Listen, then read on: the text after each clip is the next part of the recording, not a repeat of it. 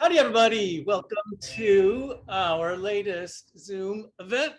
I'm Sean Sheehy. I'm the director of the Movable Book Society. So happy to see all your faces here tonight. Joining me is co-host Emily Martin. Emily, words from you.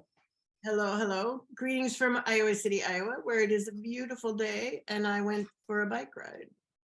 That sounds nice. Also, Kyra Hicks, our web mistress. Words from Kyra. Good evening, everybody. This is Kyra, and I'm zooming in to you from Arlington, Virginia, just outside of Washington, D.C.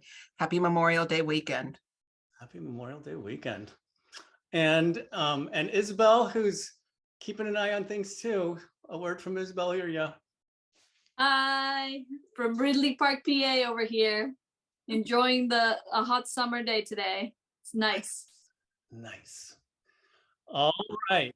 So, congratulations for getting your Zoom to cooperate. I understand some folks have been having some issues recently with recent updates, but good. Would love for you to put your state or your country in the chat because we love to pay attention to that and keep a record. We'll send that all in a Word doc when we're all done. So all you can keep track of that as well if you want to. We've got lots of folks on here, lots of folks with video. If you're having some issues with your video running smoothly, turn off your own video. It's going to save some bandwidth. It's going to help you out. We have just some big stuff coming up here with Movable Book Society. This is, of course, a conference here. And the conference is at the end of September. So we're going to be talking about that a little bit with Tom. And we've got some things that we want to ask you all to think about too. So first, though, we're going to jump into our presentations. And first this evening, we're going to hear from Yuka Petz. Yuka is an artist, designer, craftsperson, and collaborator. She's also an arts educator, mixed race, Japanese American, and a mother. Her practice is centered around paper, language, and text, and encompasses printmaking, drawing, books, narrative, and one-of-a-kind and limited edition works. Yuka's work has been exhibited across the US and internationally. She received an MFA in Book Arts Printmaking from the University of the Arts in Philadelphia. She's a writer and a guest host of Artists' Books Unshelved, a video series that features books in the Cynthia Sears Artist Book Collection at the Bainbridge Island Museum of Art. She loves the opportunity to dive deep into artist books in the collection and publicly share them with audiences around the world. Convenient for us. That's why she's here tonight. So let's put the spotlight on Yuka. Scroll. Hello. Hi, you. Oh.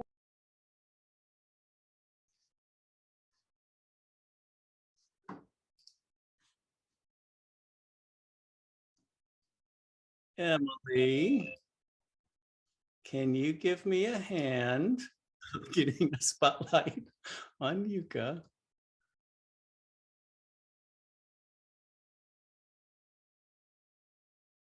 There we go. All right. All right.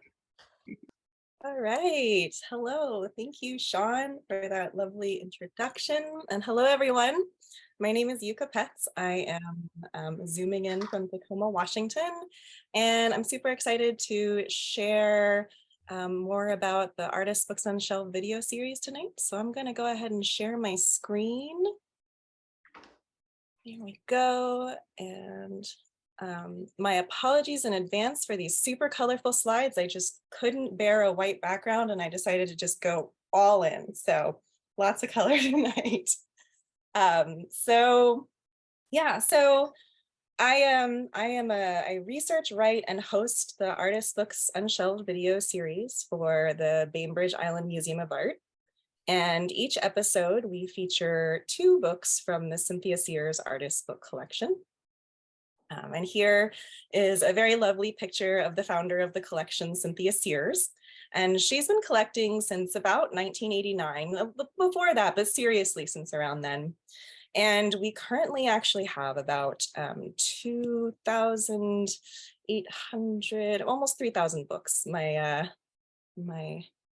screen is blocked, but I have that number roughly in my head. And we collect a really wide variety of books, but there are a few areas of focus, which include environmental and social justice topics, as well as one-of-a-kind books. Cynthia also loves movables, pop-ups, any of that. So very much in line with the group tonight. And the collection actually just recently became a repository for books published by the Women's Studio Workshop. And I only just recently learned what that means to be a repository. So when you become a repository, it basically means that every book published by Women's Studio Workshop going forward, the collection will purchase, and it is guaranteed to be added to the collection. So that's a really great development and great support for all the artists as well as Women's Studio Workshop. So we're really excited about that. Here is a picture of the Sherry Grover Gallery in the Bainbridge Island Museum of Art. And I think this is a really special gallery because it is entirely dedicated to artist books all year, all the time. And that's pretty unusual. So there are 3 exhibitions a year. And then we also have a triannual artist book show that spans multiple galleries across the whole 2nd floor of the museum. Some of our other programs include open book tours, which are kind of an opportunity to get up close, handle the books, and learn more about them from curators and guest tour guides, artists. We also have the Dog Year Festival, which is a 3-day festival of all things book arts and printmaking, and that usually coincides around the opening of the triannual exhibition. We have a new program that's pretty exciting called Artist Books Out Loud. And so selected books are projected on the screen and while the text is read aloud. So that's really great because often the text of the artist books sometimes gets kind of lower focus when we're presenting them. And then of course we have workshops as well. But Artist Books on Shelves, so the video series began during the pandemic lockdown, kind of an outgrowth of those open book tours. And so in this photo, you can see on the right, that's Catherine Alice Michaels. She's the associate director of the collection. And then on the left there is Katie Jennings, who was the original filmmaker for the series. And so basically each episode features usually 2 books related on some sort of theme, whether it's a concept or technique. It could really run the range. It can even be something as simple as The Color Red, which was a really great episode. Each video, we distill a lot of information, and each book gets about 3 to 5 minutes, sometimes a little bit more depending. So we're really trying to pack a lot of information in a very short amount of time, and really like share the book with you. And since the series started in early pandemic, we are at 44 episodes. I think the next episode airs actually on Saturday. So some of our goals for the series, one of my number 1 goals, and I think everybody's number 1 goal, is to increase access to books in the collection. We are a museum collection, so it's not, while the books are on display in the gallery through rotating exhibitions, and we have these programs where you can interact directly, it's not really a collection that researchers can come to, like an archivist or a librarian and come and research. So we try to find other ways to bring the collection to various audiences. And of course, not everybody even has access to a collection geographically near them. I have a friend in Hawaii who watches every episode and lets me know, and it's really great because she doesn't have quite as easy access because she's on a very small remote island. Another really important goal of ours is to contribute to the institutional record of these books and artists. We are always trying to continue to elevate book arts and artist books as a contemporary art form that is to be valued and celebrated. So I actually started on this series about 2 years ago. I had been watching the series before I was involved. And I remember very early on feeling that Catherine did such a good job communicating the experience of the book, more than just saying like, here's a list of the techniques, or here's some of the, points about the book. So that's something that I've worked really hard to continue as we develop each episode and as I write about the different books. That the experience of artist books is so much of what makes them special. So that's a really important part of our goals with each episode. And then we're creating like a complementary perspective to the video overviews and like table presentations of books. It's great that we have so much access to video now, and you see great documentation kind of page by page of artist books from artists or publishers. And then also I think a lot of us are familiar with kind of being presented with a beautiful table of awesome materials from an archivist or librarian. So we're trying to kind of create another space for that, where we can share a couple of books and go really in deep about not just the book itself, but the artist, the process, the ideas behind it. Oh, and this is our current filmmaker, Tony. So what books do we feature? Well, just like the collection has a really broad variety of books, we work hard to feature a broad range of artist books. So that includes diversity of style, techniques, large additions to one of a kind, zines, letterpress, fine press, all the way around the spectrum, as well as a diverse roster of artists. One of the things I spend a lot of time thinking about is the complementary pairing.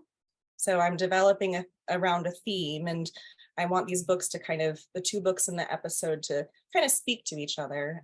But, they also have to visually sort of complement or contrast. So if I have two books that are largely white pages with black text, they may not be the most exciting visual pairing for an episode. So considerations of concept and visual as well. When I'm picking books, I often pick books that just inspire questions for me, like maybe about the content or the technique or something, like a book that, I'm excited about and that I want to learn more about. So that's really important. And then, of course, one of the factors that we have to think about is there enough visual for the amount of explanation? Because we do share a lot about the artists.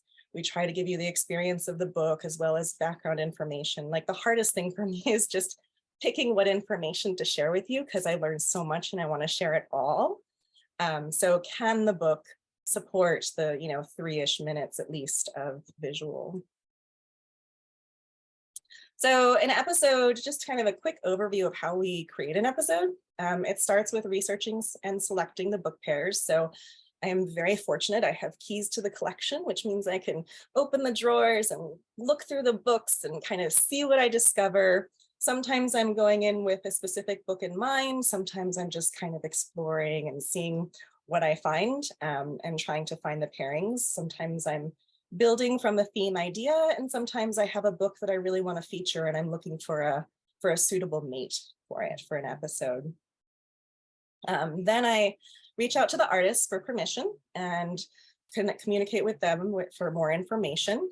Then it goes into researching and writing the scripts, editing, and then we get to filming day. I'm actually filming on Tuesday, and filming is a really fun but super exhausting day because we actually film 2 episodes in one day. So that's usually 4 books. So it's a long filming day. And then Tony works his editing magic, creates the episodes. We look at the rough cuts up to the final cuts, and then we deliver it to Bima, who posts it on their YouTube. So each episode, the average is about 3 to 4 months from start to finish, but sometimes it can span a little longer. It just sort of depends on the episode and kind of various factors. So I thought it would be really nice if we could watch a really short segment from a video. So I've queued up YouTube to show the segment featuring Olnigid by Rhiannon Sky Tafoya. I was trying to find a nice short one that might appeal to the Movable Book Society. So I'm gonna say in advance, hopefully the audio is gonna be okay, and hopefully the video is gonna be okay. If it kind of doesn't work so well, It's only about 2 minutes, and I apologize in advance, but we'll have the links for you later to watch it as well. So let's give it a try. Rhiannon Sky Tafoya is an indigenous artist from the Eastern Band Cherokee and Santa Clara Pueblo tribes. She creates work through printmaking, digital design, paper weaving, and bookmaking. Her work is inspired by and honors her maternal and paternal lineage of basket weavers.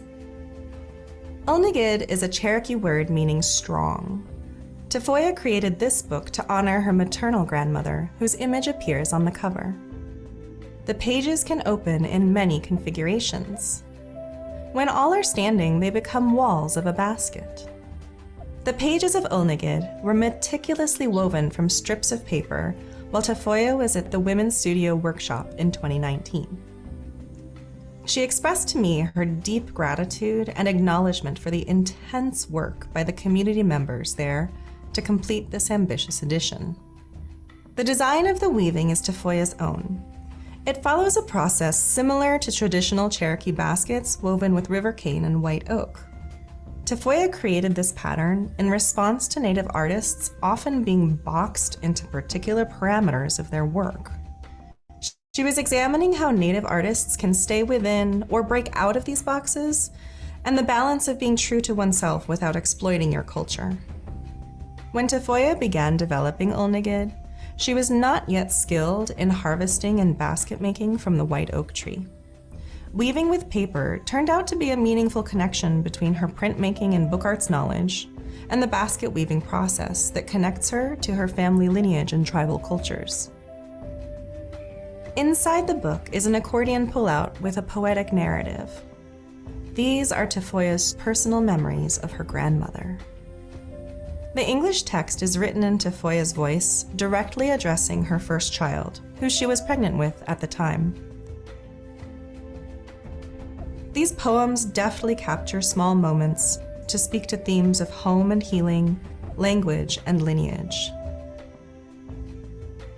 All of the text was printed from handset metal type. Tafoya created a visual relationship between the layout of the text and the woven design. The poem mimics the weaving. The Cherokee text declares her love for her grandmother and her child, along with the words home, language, and medicine. All My Relations takes a long view of Loudermilk. I'm gonna cut off the closing there and go back to my slides, but so you can get a kind of sense of how each segment would go, where we introduce the artist and then go deep into the book.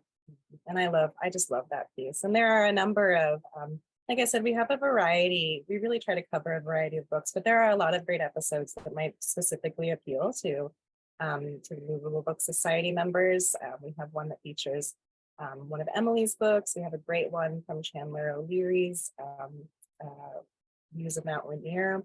So there's a lot of great ones on there. And I just honestly, I feel like I just hit the jackpot with this gig. Like, I feel so fortunate. I'm really lucky that I have dedicated time to not just rifle through the collection and really look at everything in there, but to dive really deep into each book. Like, I truly fall in love with every single book by the end of the episode, because if I didn't love it before, I just my heart grows around it, because it's you just learn so much. And it's hard to share all of that because I want to share everything, but I only have so much time. I don't want to go too long. I also really love connecting with the artists, learning more about their process, about all of their work.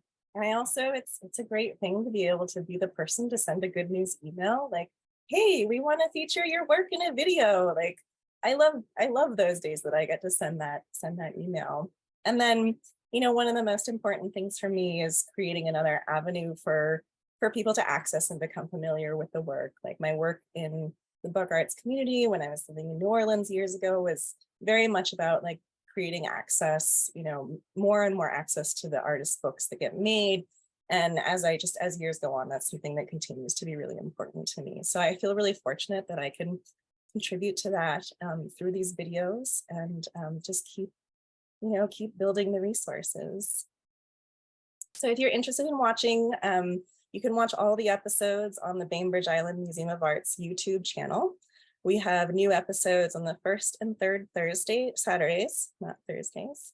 We're going to have a little summer break, but I think you can subscribe to the playlist. I'm pretty sure you can definitely subscribe to their channel. But all of the episodes are on there, so you can go back and look through them.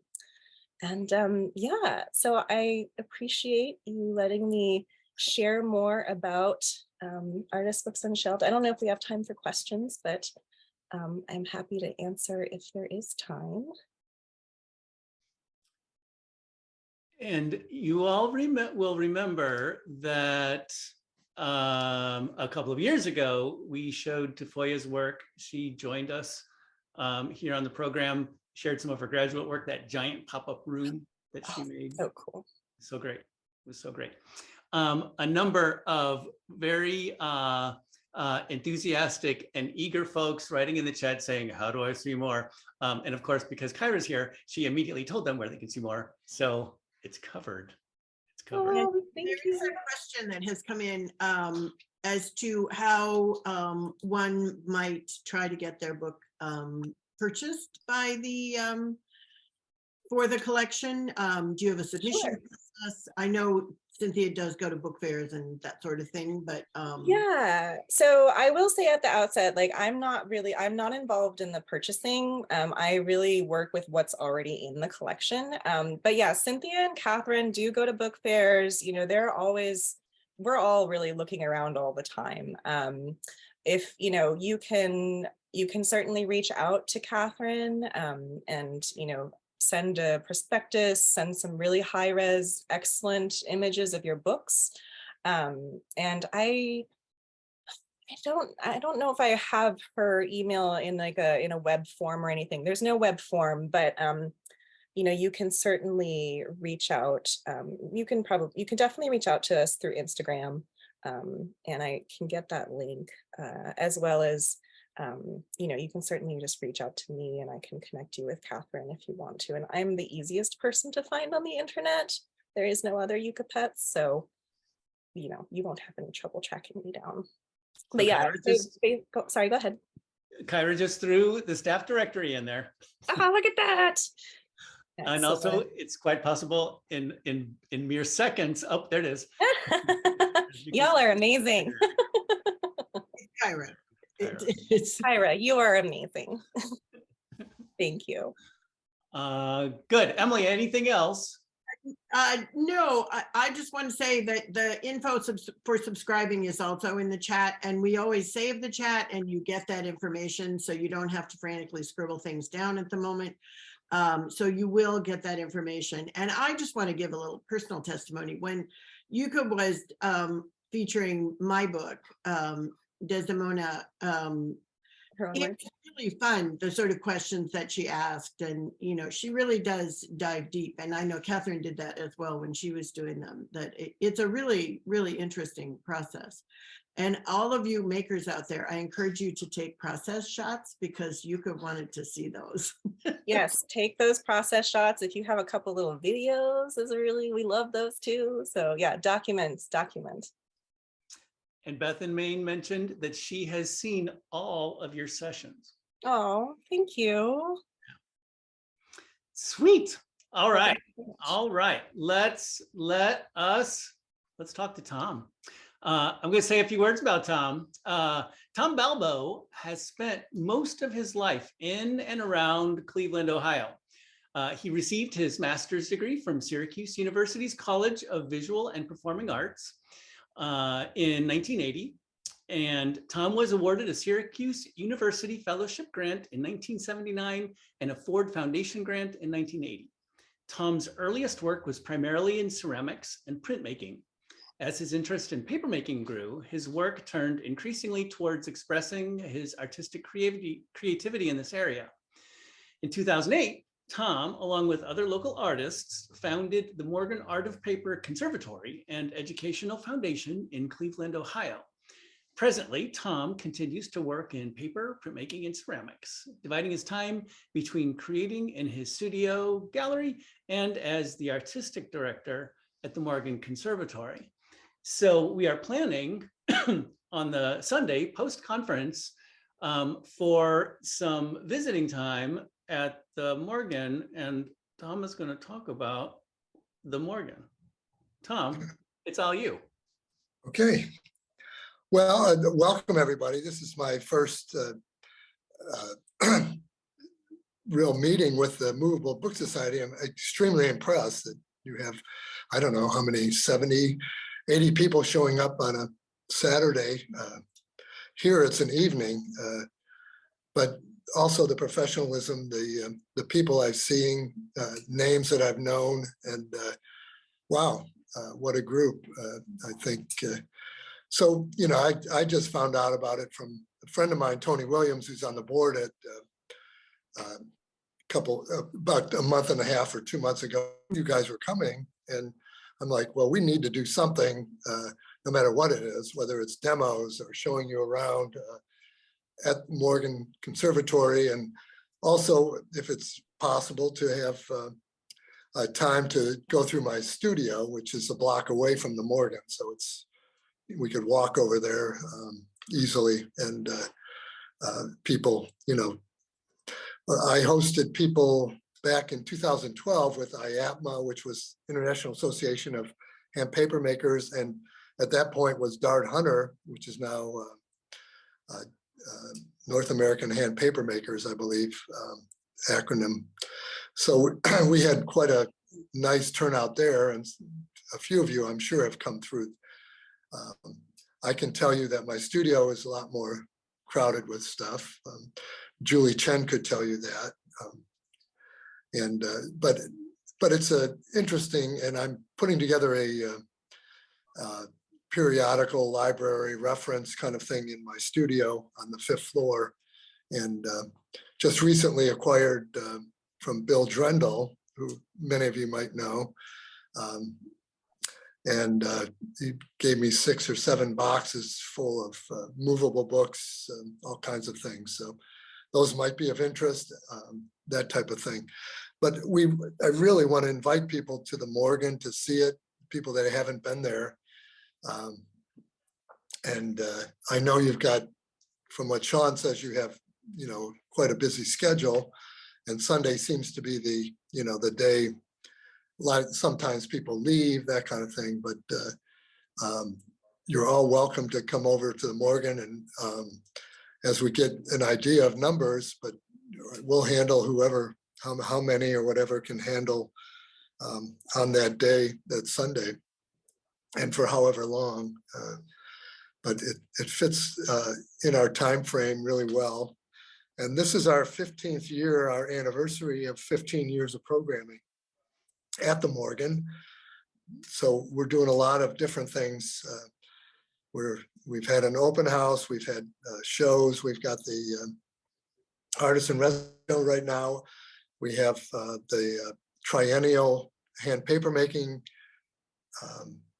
Well, it's collegiate or paper makers, I think more collegiate level, that's put on every 3 years and travels, and we're hosting that, our next show. And the time of your coming, I'm not sure what, I think it's an artist, Michelle Marshall, who's our paper maker extraordinaire there. And oh God, I wasn't as prepared as I should have been, but trying to remember what that is. But that will be up. And but we also have a benefit that happens literally right, I think the week after, or the second week right after you guys come in. One of our typical, the first Saturday of October, we always have a benefit until COVID days. But so we'll be having that. And I spoke at the Paper and Book Intensive about people willing to do stuff with our paper for that benefit and sending it back, and also offering, you know, if you want to send something back for that benefit, we will give you 40% of a sale if you need it, or a donation. And we had, I think I had 25 to 30 some signups at PBI, Paper and Book Intensive, which was to me a wonderful thing. I mean, the Morgan itself was based on my experiences over the years of going to the paper and book intensive and meeting all people like you folks and people in print and other paper and conservation, all those kinds of things had really influenced me to the point of starting the Morgan. And you know, for what it is a wonderful center for book, paper, print, and all kinds of other things that go on. So, so I'm welcoming and would love to welcome, and you know, and if people want to slide over at any point, you're literally going to be about 5 minutes away from the Morgan at the Schofield, I guess is where you're at. And you know, and we can have drinks or whatever at the studio if, you know, in your post times. And if there's anybody that actually can't find a room or something like that, if you have that kind of situation, I have some living quarters for people that may need it. So for the conference itself, you know, if you're filled up, I don't know how you do it, if, you know, how many locals, how many people, you know, come in, find their own Airbnbs and that kind of thing. But some of Can you, I jump in and ask you a question? sure. I don't want to interrupt your flow, but Right. folks don't, a lot of our folks don't really know much about what the Morgan Conservatory is. Can you Okay. describe what we'll see when we walk in that building? Okay. You will see a 15,000 square foot space, an old machine shop that's been converted into a large gallery area, a large letterpress and print studio. You'll see a bindery that's a dedicated space for a bindery with all kinds of equipment and tools. And then you'll see an art lab, which is kind of a open space where we have all kinds of things go on between marbling and artists in residence doing things and people doing spraying, all kinds of things. We have a very large paper studio with handmade paper. We do both Eastern and Western styles of paper making and have pretty much done a variety of Eastern techniques, Japanese. We had Jim Canarian years ago doing Nepalese paper making. We've done Hanji. We have a dedicated space for Hanji, which is a Korean technique. And we also do typical, what I would call Eastern or Japanese, Chinese kind of formation. And then we also have a lot of Western molds and decals. So we do a lot of programming with Western style paper making, tons of presses, beaters, and things like that. We have a dedicated beater room as well, which is on the premise. And then we also have a garden out back, which is about a ½ acre at least or more of kozo. We grow kozo every year. We harvest it.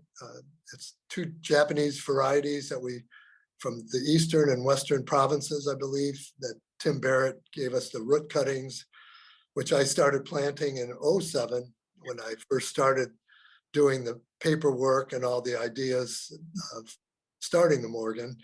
And it's now probably one of the larger stands in, at least in the United States, of kozo. And we harvest once a year and have a wonderful harvest that brings in probably 30 or 40 volunteers, people that from schools and other places that come in to help participate in that. So the Morgan has gone through, like any other organization, has gone through lots of iterations. And I'm very proud to say that, you know, that it's probably going on almost 17 years now there.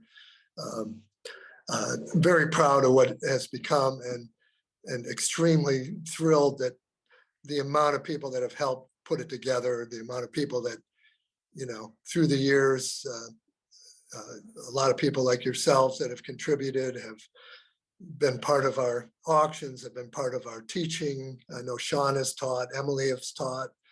A number of you have taught workshops at the Morgan. We have a full season summer and then usually a winter season of workshops. We have, we're constantly increasing. We have probably 14 artists in residence this year that I'll be working with. And then we have an intern program, bringing in people from usually from college levels and post and graduate levels to come in and work with us. So we're a, you know, an institution that hopefully will continue to exist. So I hope that gives you a little better sense of what the Morgan's about. Sure. And Tom, of course, you also mentioned a few moments ago PBI, and that probably is something that's not super familiar to a number of people who are sitting here tonight. Can you expand on that just a smidge? Sure. I just got in from a 2-week session. I have the privilege of being a co-director now. The paper and book intensive has been going now for 40 years. This was our 40th year. Many of you know Haiti Kyle and her daughter, Eula. They were there teaching a class, folding structures and things like that. Emily Martin, who you might know, is joining us. She was teaching as well, but it's we have a number of people doing 2 different weeks of, or 2 4-day sessions of paper, usually print, some form of sort of alternative techniques or other techniques. And we have usually book binding and alternative book structures and things like that. So I know Julie Chen has taught at least, I think, twice. Sean, you've taught twice, you said, I think, I believe. And but it's a wonderful program. And we used to travel. When I first started, they were traveling, and my first was in '94. So that gives you an idea. And that was in Philadelphia. And we went to Penland, Haystack, it went to Portland, it went to Alabama. I know they were in, I think, New Mexico. So it traveled, and then it became a little tough to get the kind of food service, the kind of out of the way. We didn't want it to be a place where, you know, it's not in a city. Usually it's somewhere different. So Oxbow is where it started, which is a place in Western Michigan, a beautiful place by the dunes of Western Michigan. And it's the old mouth of the river, of the Kalamazoo River in Southwest Michigan, in a beautiful setting. And the studios have been improved over the years that I've been going. And it's now seems to be our home, at least for the last 10 or 12 years. And we're part of we get there before Oxbow actually starts their summer programming. And Oxbow itself has been associated with the Art Institute of Chicago for, I think, as long as it's been going. And check it out. It's, if you go to oxbow, I think .org, or if you type in Oxbow, Michigan, you'll find what they do. But the paper and book intensive comes in prior to their sessions, and it's fabulous food. They give us, you know, everyone's a foodie there, so they cater to vegans, vegetarians, regular folks, and it's they grow stuff. It's a fabulous setting. It really is. And Sean, Emily, you guys could attest to it if anybody wants to talk about it. But I'm proud to have become a co-director, and we just came back from 3 years hiatus with COVID because we normally do it in the mid-May, and weren't able to do it in 2020, 21, and 22. And this was our first year back, and it was like coming back to home. It was a fabulous, for me, 2 weeks, and we raised a great amount for the auction to give scholarships to people. And that's sometimes some of the best things about it is to be able to see usually a younger group coming in and associating with a more mature group, and the balance, the fun, and that kind of thing. So the paper and book intensive is, if you haven't done it, is well worth the experience, I think, for anybody. So, I'm going to jump in again real quick. sure. You are 45 seconds from your allotted time ending. Okay, fine. You've given us a good chunk of information, and just like with Yuka, Kyra's been throwing links in the chat. So anytime you said, oh, you might want to look into that more, it's already there for them. Oh, great. So pick one thing. You don't have to describe it. Just name one thing that people should visit aside from the Morgan when they come to Cleveland. Well, I think the Rock and Roll Hall of Fame, but that takes a lot of time. And the Art Museum, well, sorry too. But Okay, that's good. That's good. Thanks, Tom. the Art Museum is open and it's free. So, Excellent. Excellent. all Emily. right. Questions from Emily? Okay. I can't. Emily, you're muted. Okay. All right, sorry, I was gonna Hey. say, Tom has kind of given a lot of the information of questions that people might have had. I Yeah. would like to say that the Morgan is always an interesting place to visit. And if you are attending the conference and you come in early on Thursday, you could also consider a swing by if you're not able to stay for the events on Sunday. Right. That's great. Absolutely. Super. Thanks, Tom. Thank you, guys. Thanks, everybody. Wonderful seeing their faces, and I Yeah. know names and things. Thank you. We, excuse me, since this is all late breaking for us in conference planning, for those of you who maybe have already visited our conference website, which you're going to find in that chat before the evening's over, if not momentarily. We don't have those details in there yet, but we'll have it up there this week. Good. Let us check in with Erica. Let me do a little bit of shuffling on my screen here. Erica's up next, and Erica Spitzer Rasmussen is an artist who creates handmade paper garments and small editions of hand-bound books. She received her MFA at the University of Minnesota. Erica is a recipient of an Artist's Assistance Fellowship from 1999 and 2 Artists Initiative grants, 2015 and 2018, from the Minnesota State Arts Board. She was awarded the Minnesota Book Artist Award in 2018. Professional highlights include residencies in Vienna and Venice. Her work has been featured in such publications as Fiber Arts Magazine, Surface Design Journal, American Craft Magazine, and Papermaking Magazine, and the Huffington Post. Rasmussen teaches studio arts as a full professor at Metropolitan State University in St. Paul, Minnesota, and her artwork is exhibited and collected internationally. Erica, we're going to put a spotlight on you, and then you're on. Okay, can you all hear me? Yes. Okay, wonderful. Okay, so I am going to run a PowerPoint for you. Play from the start. Here we go. Okay, thank you all for having me tonight.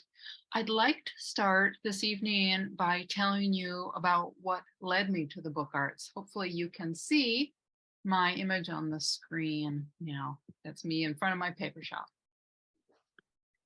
When I was in graduate school studying painting, I began making sculptural objects that told autobiographical stories. I chose to work with handmade paper because, other than latex, I find the medium of paper to be the next best thing to represent skin or fabric. Handmade paper speaks about vulnerability and fragility. It's akin to skin. This particular work is representative of the paper sculptures or paper garments that I've been making for years. After graduate school in the late 1990s, I needed a place to make paper, and a colleague suggested that I look into Minnesota Center for Book Arts. I became the paper artist in residence there for a year. And while I was at MCBA, I started taking workshops on bookbinding, and I was hooked. The book arts appeared to be the perfect way to marry my passion for paper with the narrative underpinnings of my sculptural work. Because costume history was an ongoing theme in my work, I first began by making wearable books. They were designed to emulate Flemish ruffs. And the work of these two artists were an inspiration to me during my formative years in bookbinding. Since that time, I've continued making wearable books as metaphors for limitations or restraints. And the text is often short and autobiographical. Here's an example of what they look like when they're on. The banalities of motherhood was inspired by the crumpled up grocery list that I find at the bottom of my purse. I made this one when my son was 3 years old. I was constantly running to the grocery store to purchase such staples as pull-ups and animal crackers. And the paper here is colored with orange Kool-Aid. The grocery list is integrated via silkscreen, and the pages are punched and strung. This book is entitled Choker, and regarding this piece, I wrote, during the height of summer in Minnesota, nature's bounty seems benign and sublime. As I age, my seasonal allergies worsen. Choker refers to the suffocating effects of such organic influences and the seemingly endless consumption of decongestants. This work is made with kozo, organza, rubber, acrylics, brass, wax linen thread, elm seeds, and decongestants. The work is constructed through multiple pamphlet-stitched signatures. Book of Fears started as a wearable book, but was ultimately constricted down into a whirlwind kind of structure. And I felt that this was appropriate to relay the negative activity of my mind. And this is what I wrote about it. The theater of my mind is an active place where nightmares are revisited with regularity and anxieties animate my angst. Perhaps if I can get the thoughts out of my head and onto the page, I can lay my darkest demons to rest. The text is rubber stamped. Feeling as if I needed to take some constructive action, I conjured this neck piece as my mother battled her second round of cancer. Black pages of handmade paper contain her hair lost to chemotherapy. White pages of examination table paper carry wishes for her recovery. The pages contain a mantra of wishes like, I hope she will have many summers ahead of her to tend her garden, and please allow her to see her grandson grow. The pages are inkjet printed. Again, I use the pamphlet stitch. This book is outfitted with Velcro to assist for quick placement and removal around the neck. Game of Chance addresses the unlikely prospect of succeeding in a career in the arts. Like much of our lives, luck plays an important role in determining our fates. In addition to appropriating imagery from Mexican lotto cards and American bingo games, I've included such autobiographical iconography as underwear, tomatoes, and painted lady butterflies. The text and the images are inkjet printed. The pages are punched and strung. This isn't a neck piece. This one is a cup.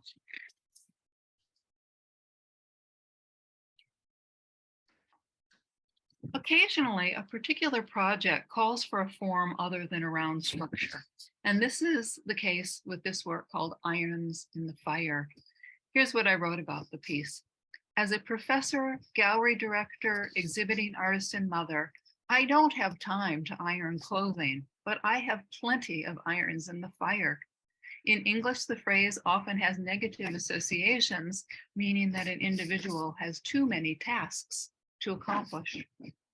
My irons in the fire are stress-producing professional activities such as solo shows, media attention, program development, grant proposals, curriculum coordination, and fundraising. The text is rubber stamped. The binding is perfect bound.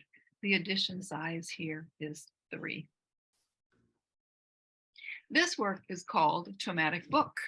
The inspiration stems from a childhood memory. When I was little, my father told me that eating tomatoes would make me big, strong, and hairy-chested. And because I believed him, I stopped eating tomatoes and I didn't touch them for 20 years. I like to use media that supports the narratives of my books, even if it's not archival. The cover of this book is made with dehydrated tomato slices. My handmade paper incorporates human hair. This particular book contains a poem that reads like this. Tomatoes, tomatoes, tomatoes result in hairy chests. Hair may be fine on you, sir, but not on my budding breasts. Now, because I gotta go back. Because tomato slices are pretty small, the height of this book is only 1.5 inches high. Now, since my father's tall tomato tail has really become part of my artistic identity, I named my press Hot Tomato Press. And these are life-size picture books. You can imagine the size of a tomato. They're made with lino cuts on handmade paper. As Sean mentioned before, I won the Minnesota Book Artist Award, and that was in 2018. And the piece that secured me that honor is the following work. After my mother's death, I inherited 2 boxes filled with love letters exchanged between my maternal grandparents in the 1930s before they were wed. She lived in Manhattan and he lived in Washington State. When the idea came to me that I should cut up the letters and make a book, I asked my aunt for permission. I also told my uncle on the other side of the family about my plan. And he, being a historian, urged me not to do it. But after my aunt gave me permission, I tentatively made the first incision, and it felt sacrilegious. I was positive that I would be struck down by lightning, but when the lightning didn't come, I was assured that the project had potential. After reading, cutting, and interspersing the letters, I bound them with a Coptic stitch. This was difficult because the antique pages disintegrated in my hands. It took me 4 months to bind over 6,000 pages. The book was placed in one of the wooden boxes crafted by my grandfather in the form of an infinity symbol to suggest that the couple might continue their communion from life into death. When I received the call that I won the book award, I cried with happiness. Receiving the award signified 3 things. 1, my risk of cutting up the love letters paid off. Instead of going into storage for another generation, this meant that my grandparent correspondence could be enjoyed by a larger audience. 2, receiving this award meant that I had finally arrived as a book maker. And 3, I was able to call my uncle and declare that I was vindicated.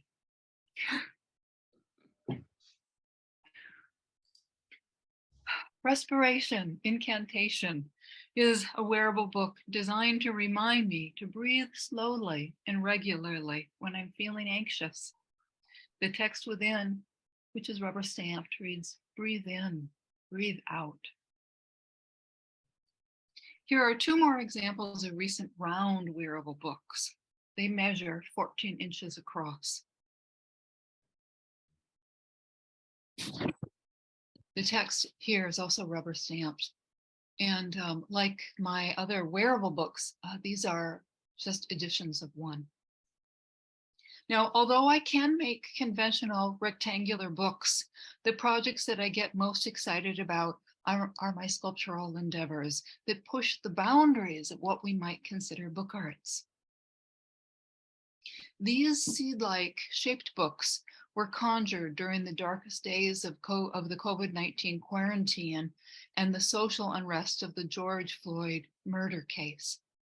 Keep in mind that my hometown of Minneapolis, which is just a stone's throw from where I am now, Minneapolis was literally on fire with racial tension as I typed away.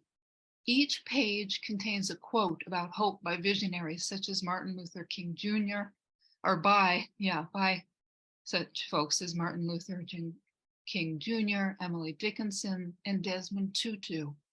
The abundance of seeds and the mantras that they contain confirm my eternal optimism for humanity. Here's a quote by Emily Dickinson.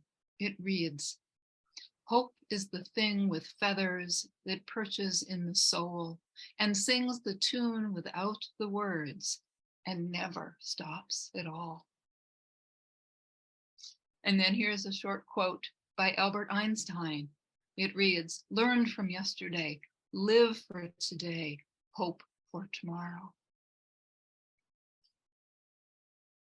Now this could be considered a movable book. Book of Soul is a work about my love-hate relationship with shoes.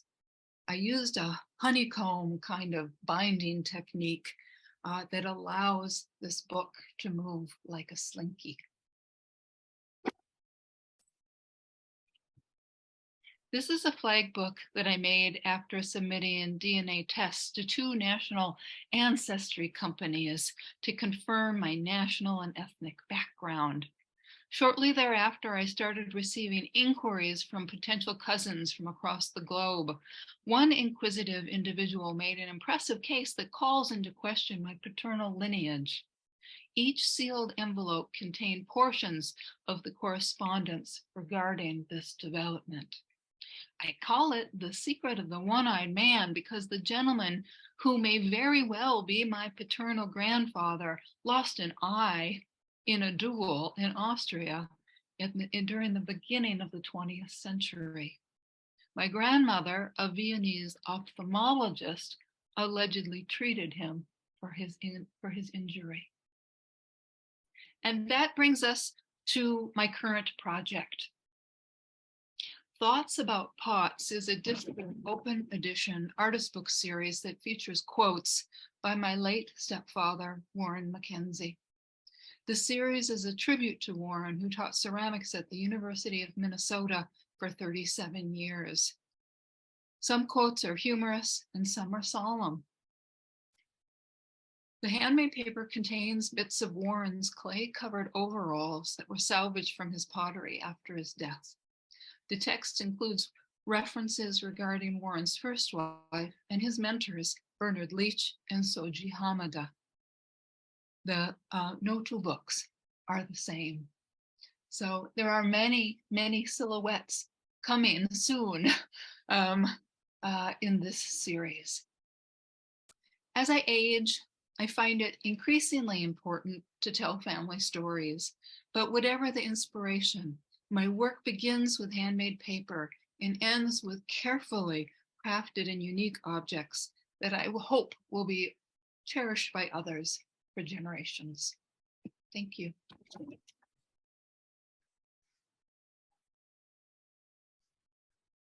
And that is it. And I think I close with a minute or 2 to spare. You're great. Yes.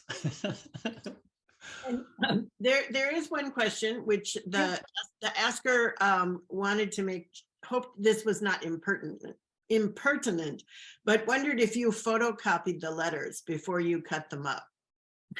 No, I did not. I read them, so they're in here. I know it. You know, my uncle wanted me to copy everything and just work with the facsimiles. And I said, no, I just can't do that. You know, I have to, in order to make this piece really resonate and be powerful, it's got to be the real thing.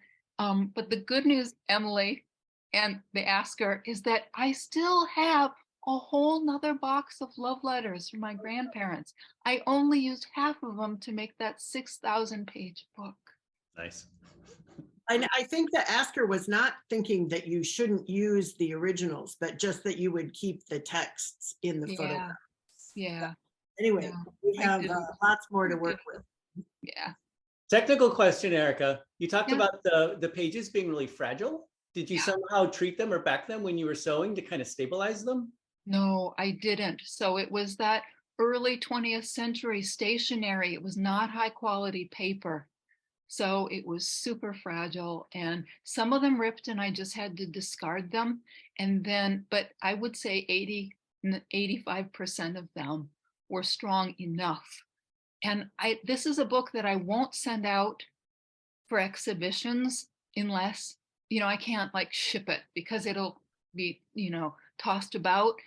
But I'll take it to shows where I can hand deliver it because it's just so fragile that I worry about its preserving it. Yeah, I hope that it will last another generation. Of course. Nice. Thank you, Erica. Thank you very much. Whew. All right. We're ready to hear from Stephanie. I'm going to read an introduction. If you've got a piece of paper sitting there handy that you're going to fold while Stephanie is talking us through it, get yourself ready while I'm talking.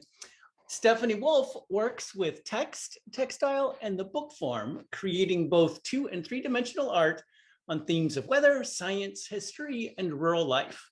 She was the fall 2015 Artist in Residence at the Jaffe Center for Book Arts.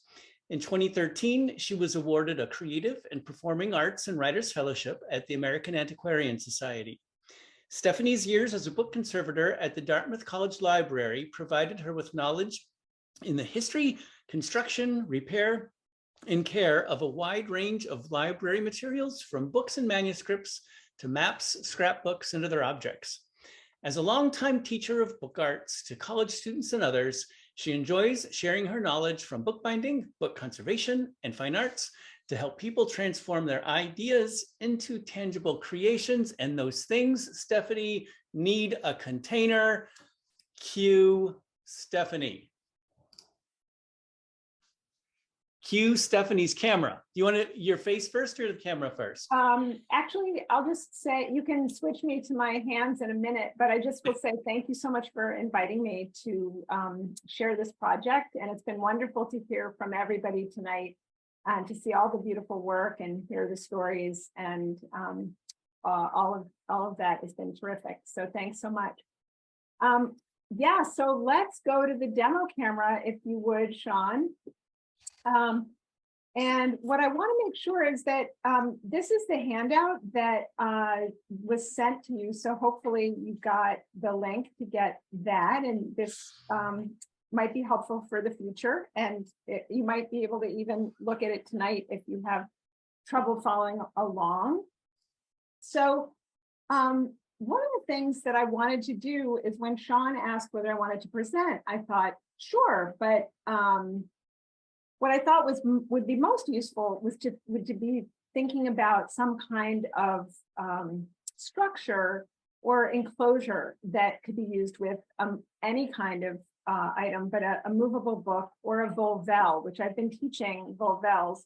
And so here's a little example of some of what we're going to make tonight, which is this. You can see here's an example of one that's a 3-inch high by a 15-inch wide piece of paper. And here's another one that was made out of a 5-inch high by 25-inch wide piece of paper. So, so here you can see that that this little tiny volvel fits right in there. So you could make some sort of a little envelope or housing for your small book or volvel or paper pop-up card or something like that. This happens to only work for a square. So you're only getting, this is a square envelope, but you could certainly put something in there that's not square, that's rectangular. I love little enclosures. So here are just some models. So here's like a little accordion book that's made as a codex that can slide into a wrapper. When I teach these geometric books, like the toroidal circular accordion class that I teach, it folds up, and I always like to do little wrappers to go with it. And here's one, for example, that is triangular for an equilateral triangle, making a little enclosure for that. So I'm really big on having some sort of enclosure for my work. And so these are some of those models.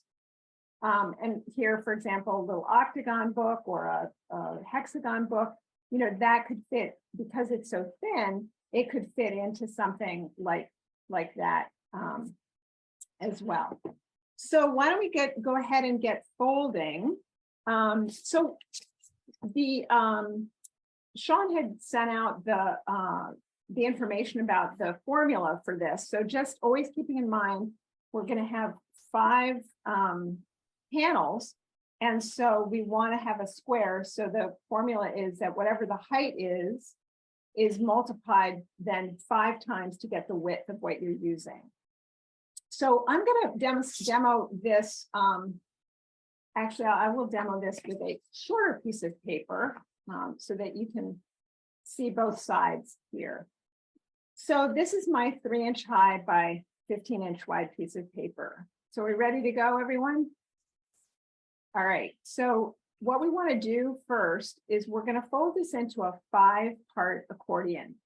So it's harder and it's just more complex to have to think about using math. So what we can do is we can take one end and bring the end around. I'm going to flip it over like this. So I'll do this slowly. So if I take this and turn it over like so, I can use the height to measure the first panel width. So I'm going to take my pen, hold on a second, I'm going to make a mark with my pen. Now, of course, I'm making my mark with a dark pen so you can see it, but you can make a mark with a bone folder or a pencil.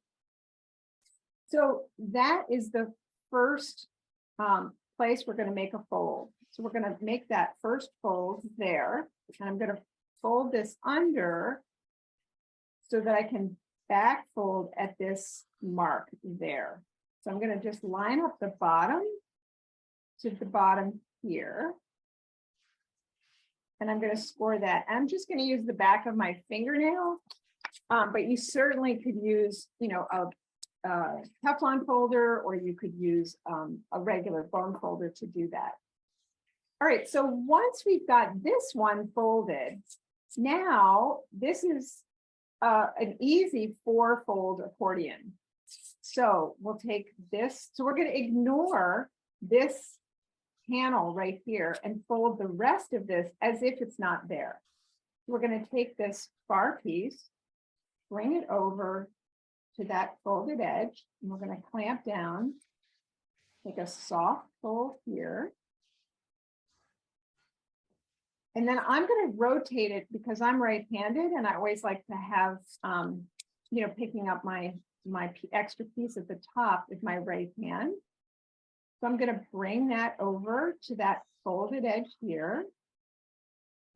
Am I going too fast for anybody's good speed?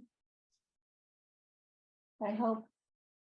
I'm going to make that fold there. Okay, so this is what it should look like. So you should have 2 panels here, a long panel in the middle, and then you've got this extra piece right there. So now I'm going to take these 2 panels and put them down on the table. Now, what I'm going to do now is I'm going to take this extra folded piece here, and I'm going to reverse this fold from a valley to a mountain. Just pinching it like so. So I have my little mountain here. And now I'm going to take that mountain and I'm going to bring it over here to the fold. I'm going to clamp my hand there and then make that. So I have now my 1, 2, 3, 4, 5, my 5 panel accordion. And I'm going to number these so it's easy for you to see what we're doing. Okay, so I've got 1, 2, 3, 4, and 5. So the next step, what we're going to do is we're going to concentrate on number 4. Panel number 4 is going to be the back of our envelope. So we're going to take panel number 5 and just want to make sure you can see. Here's my, I'll just draw that folded edge in case you can't see that. So I'm going to fold this panel 5 down right along that fold line. I'm going to clamp that and crease that right there. And then I'm going to do the same thing with panel 3. So I'm going to do again here. I'll show the dotted line there. I'm going to bring panel 3 down the top edge to meet the dotted line on mine. It's the fold line next to number 4 panel. Just going to crease that like so. So I have now, it sort of looks like a house, and one side is longer here with the panels 1 and 2 on the back side. All right. Everybody ready for the next step? Okay, I can only see one group of 25 at a time. So, so what we're going to do is we're going to take this long strip here and we're going to bring that over. So we're just flipping that down onto panel number 4, like so. And then we're going to take these 2 at the bottom and we're going to bring them around the back and up so that this number 1 is sticking up behind number 4.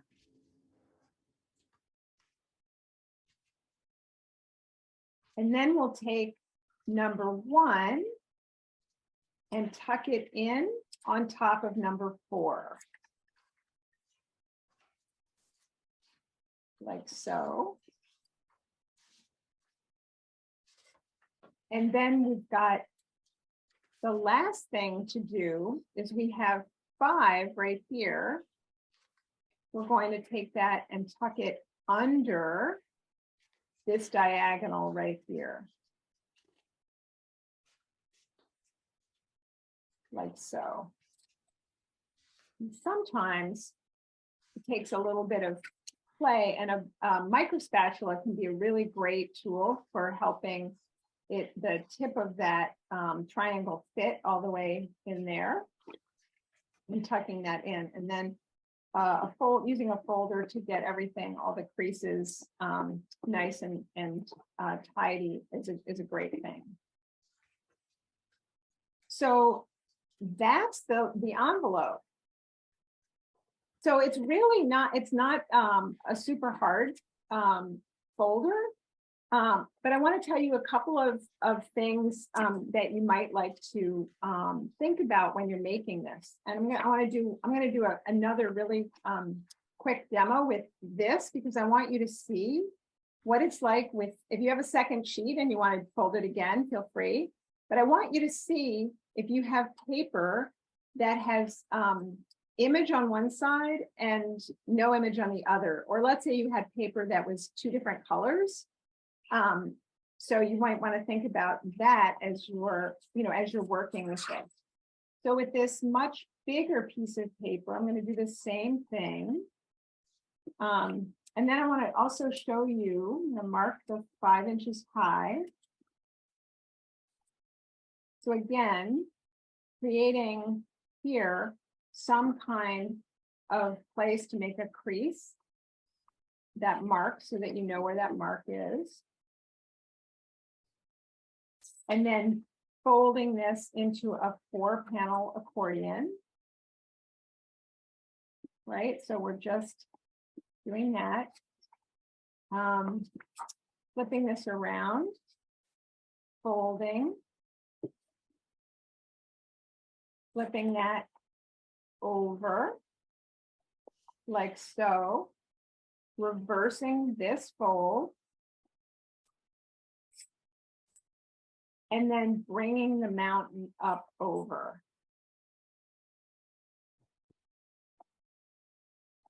Now you can see something is not quite accurate, and accuracy is really important with this. So either I folded wrong or I cut wrong. So you can see that a little bit of the color is coming there.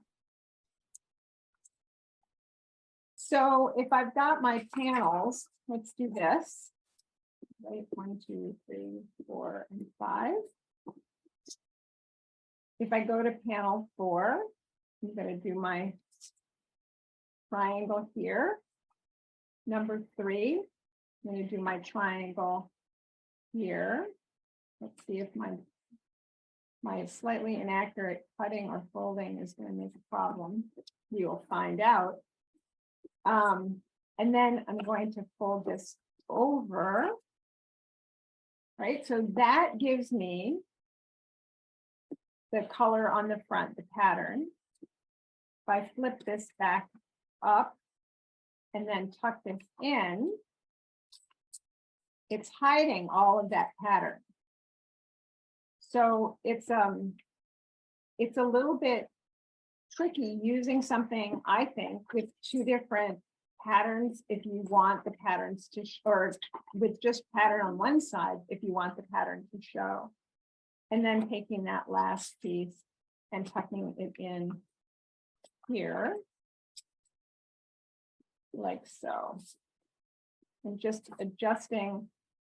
Sometimes this micro spatula can be super helpful, just adjusting everything. So you can see that in this case a lot of the pattern doesn't show. If I had started and done the folding with the other side, right, if the pattern was on the other side, it would be, these 2 would be showing. So it's really hard with this origami folder to get 2-sided things to have pattern on every side of the same thing. So I want to show you one other thing. Well, first, let me just show you one thing that might actually be helpful is that if you do some paper decoration the way that I did with this particular one, I did one color on one side or one pattern and another on the other side. And I just used some of this rubber stamp pad, and I made some rubber stamps from craft foam. So that's an easy way of getting some image on here. And you could actually think about if you knew and figured out which panels were the ones that were going to show, you could color those panels specifically on either side if you do the math and figure out which one is going to show when. So just something to think about in terms of a quick paper decoration. And the last thing that I wanted to show you was just what happens if you are making something and you want a really long piece of paper, but you don't have the piece of paper that you need. So you can join 2 pieces of paper on top of number 4. So basically, if you have 2 colors, which I did here, you can see it's the same thing that I just demoed where there was color on the front, right? But no color on the back and here. And so here's the, the same thing. So if you have your 1, 2, 3, 4, and that's the bottom, and you take 4 and 5, and I don't know that it matters which one goes on the top and which one goes on the bottom, but just to attach them together with some sort of glue stick or double-sided tape or something that's not super wet. I mean, you could certainly do it with PVA, but then you'd have to dry it under weight.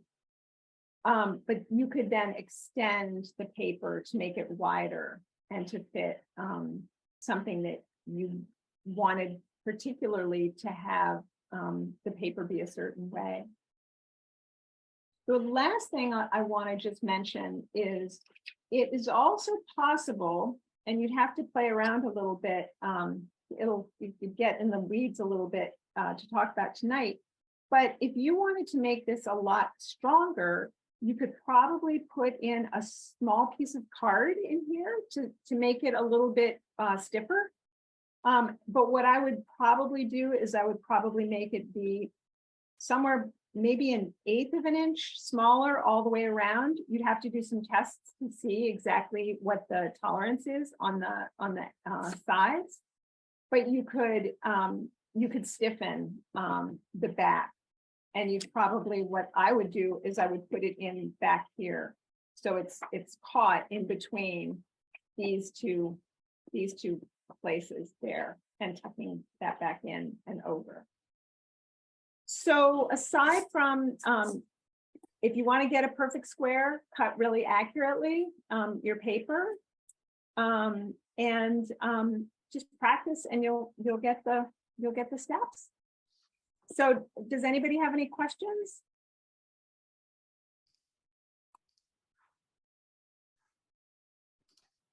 Can you tell me which number pages you would put that card into, the stiffener?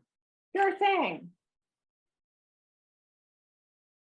So we can go back maybe to the demo camera. I would probably put it behind number 4.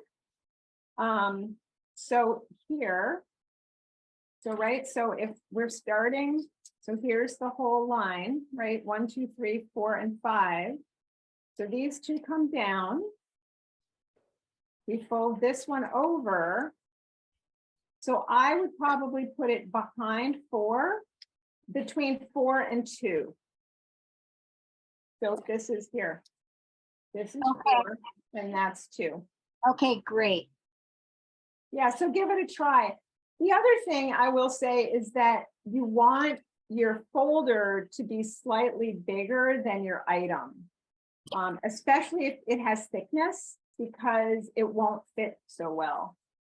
So if I have this, here's a little example, and I have to turn this on its side because it's not exactly the right size. This actually will fit. I mean, it doesn't fit height-wise, but the thickness is okay. And that's about I don't know, it's maybe 1/8 of an inch thick, but you can see how much it has room on the side. So it has maybe a little bit less than 1/4 of an inch on either side. So you might want to think about, there might be a formula, but I think you want to just make it slightly bigger than what you think it might be, or do a test with scrap paper. And also the difference will be this paper is much heavier and thicker. So this is sort of an 80-pound text weight paper. And this is marker paper, so it's quite thin. And so the amount of space that the folds take up is also sort of an issue as well. Yeah, so any other questions or? There's a couple of questions. One was just, I think, more of an observation and about the thickness of the paper you're using will affect the length that you need. And that may be something that I think Stephanie would say people just need to do a little experimenting if they want to use a heavier paper. I know. I would say that's true, Emily. And actually this worked just fine. This 80-pound text. And it was fine. The lengthwise was fine, and so it was fine to fold up into the envelope, the 80-pound text, without a problem.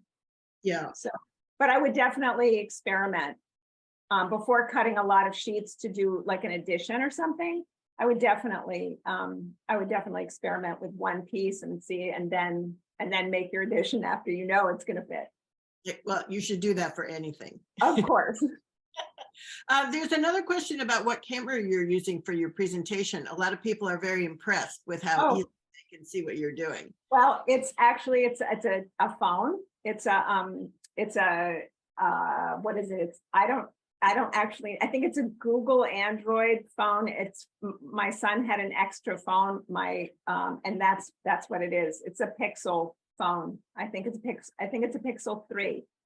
So, and then you have a tripod to hold it above. yes, well, what I have, this is the camera, so you can see right there. So it's the phone.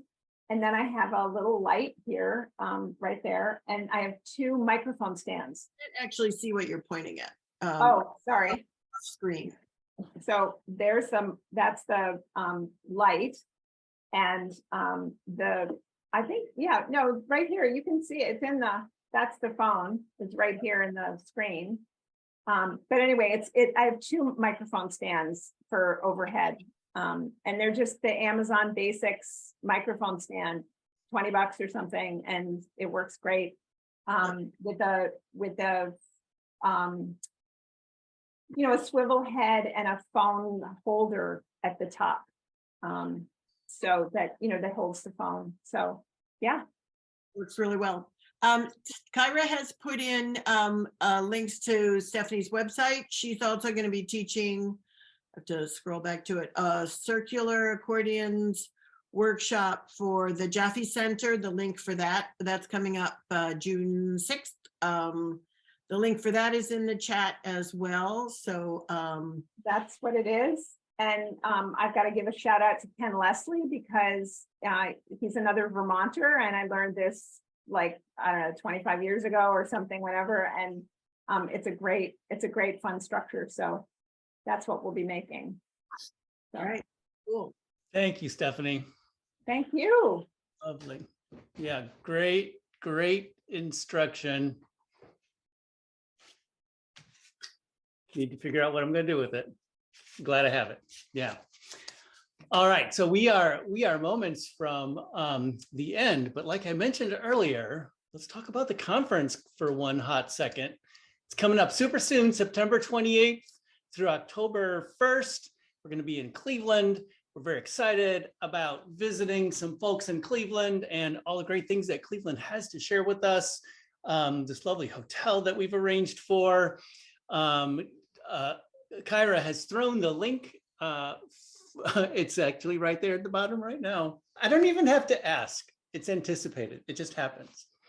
It just happens. So take a look. A few things in particular, we have an artist book prize, and we are, Kyra's making jokes. We are soliciting submissions. So if you've got an artist book, if it's got movable paper parts and you'd like to submit it for the artist book prize, jump on the website, take a look. It's a pretty simple submission process. We also run an emerging engineer prize. Emily runs it. Emily, you want to talk about the emerging engineer prize? Yes, that is for people who are just finishing or have finished school in paper engineering. Submitting short videos of a project that they have made, could be a thesis project or a final project, something like that. The info for that is also on the website, and I'm happy to say I already have one submission. The deadline is not for another month, and so it's extremely unusual for me to get anything until the week of the deadline. So I'm thrilled. It's for students. It's for students. Students are lovely people. Sometimes they need to bump up against deadlines. Yeah, they're just finishing the semester, so we give them a little time, and then they get them in. So it's always interesting to see. We do post all the videos afterwards, so people can see what people have submitted. And there's the winner of the prize is supported to come to the conference and do a presentation. They get a cash prize, and there's also an honorable mention for another another entry. Mhm. Also, Kyra, you want to talk about scholarships? Yes, sorry. See, I'm trying to get the link and then you call my name and you throw me off kilter. High Um, expectations. High. Yeah. But yes, we do have a limited number of conference scholarships that are available by lottery.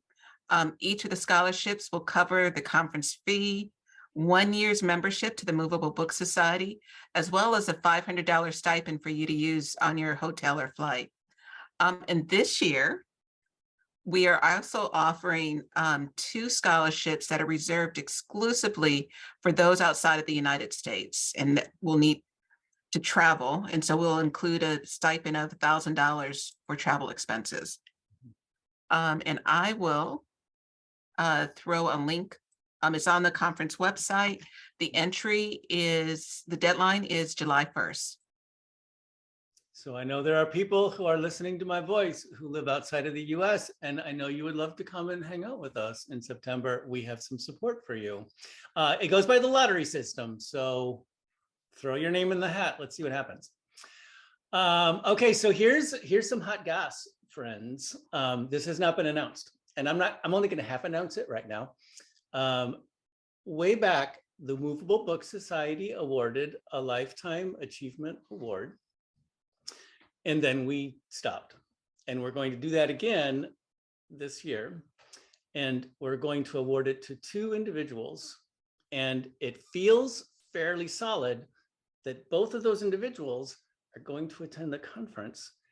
And neither of those individuals have attended the conference since the conference's inception. It might have been the New York year. It might have been the LA year, which was the year after that. So we're talking the late 90s. So if you're a fairly recent member of the group, they are 2 prominent engineers. You've got books that they worked on. And if you want to bring those books and maybe get an autograph, I'm just saying. I'm not going to tell you their names yet because we haven't finalized. So watch for the website and be the first to know. Bring your books, pack up your books. Which books you say? I'll tell you soon. I'll tell you soon. Emily, is there anything else? There's a question go about whether we have a group or a thread for people looking to share hotel rooms and split the cost. We've done something like that in the past, have we not? We have. So Isabel, there's something for you to put on your list, Isabel, co-chair of the conference. She thumbs up, got it. Okay. So on that, stay tuned. Waldo Hunt, thank you, Kyra. Yeah, and that info will be on the website, conference info. Right. Sweet. All right. Thanks everyone for coming and hanging out on a Saturday night. Be sure if you can leave where you're from. You know, if you haven't had a chance, let us know. We have so far folks from 16 different states in the United States and representation from at least 5 countries that I saw.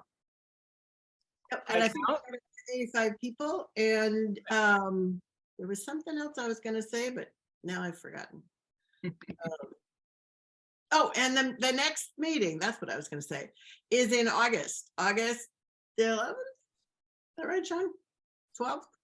You asked me to do impossible things. Will be sometime in August, and we will announce it. August 12th. Yes. Keep your eye on the Zoom page of our website for late breaking intel. And it'll be on Saturday, but we have no idea what time yet. Right. And as always, they are recorded, so you can watch them in real time or recorded later. All right, here is the official. Thanks everyone for attending. Look forward to seeing you on the Zoom soon. Hope to see you in September in Cleveland. It's going to be a great time. Isabel and Larry have organized a spectacular conference for you. Thanks, everybody. Take care.